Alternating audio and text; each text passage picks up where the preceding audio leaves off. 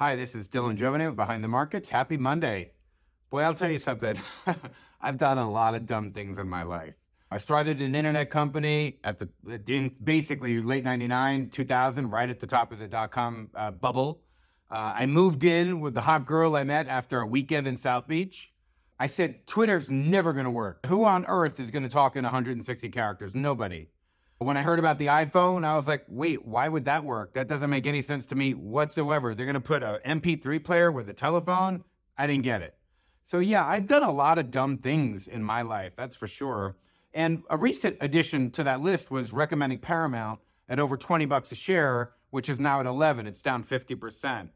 Boy, oh boy, not a fun thing to add to the list. And what really brings back, I was sitting at home last night going through all the streaming services that I now apparently subscribe to. And there's so many streaming services, and they keep jumping their prices up every single, it seems like every 3 months. They're increasing their prices. I mean, one more price increase, I might have to dust off my DVD player or something.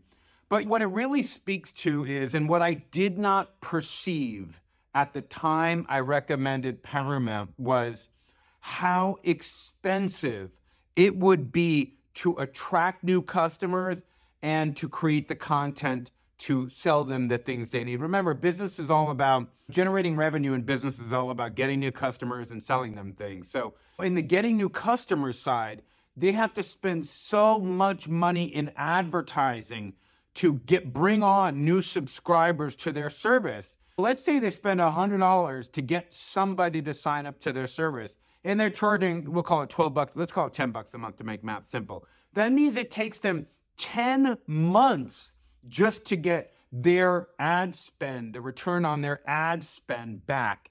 And that's not including the sell them things side of the business, which they have to spend massive amounts of money producing content to actually compete, to keep those customers who they bring in, to keep them on the service. Because if you're not putting out new shows or new movies or new this or new that, people are going to say, they're going to unsubscribe. They're just going to say, not worth it to me. I did not perceive, I think the big mistake that I made on Paramount is that I didn't perceive just how expensive it was going to be and to maintain that technology infrastructure. In Paramount, I used their infrastructure. I thought to myself, what a great library they have. They're going to be able to monetize the heck out of this, but that was only half of it.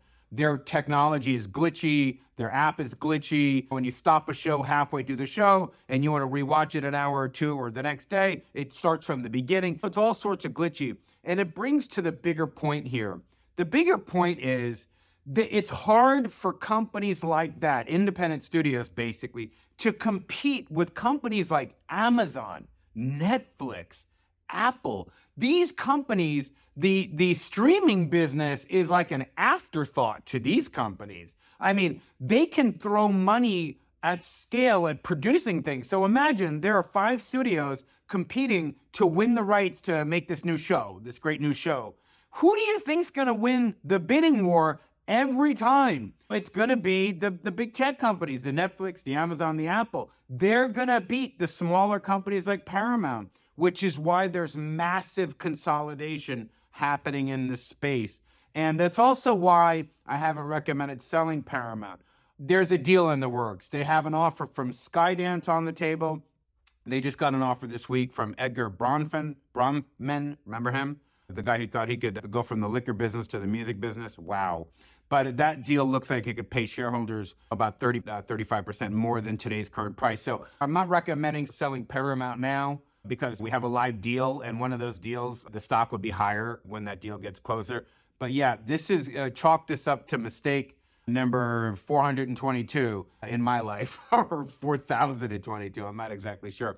I'll tell you, the one good thing about making mistakes is I try never to make the same mistake twice, and I don't really think I do. But I've come to learn in my 50 plus years on this earth that the mistake family is really big. So I might not make the same mistake twice, but I'll stumble on the cousin or the brother or the sister of the original mistake anytime. And that's exactly what I did here with Paramount. So for those of you who bought it on my recommendation, I just wanted to apologize. But we will work our way out of this as this deal comes. And there might be some upside in the structure if we get a piece of the new firm and they know what they're doing. Anyway, happy Monday. Have a great day.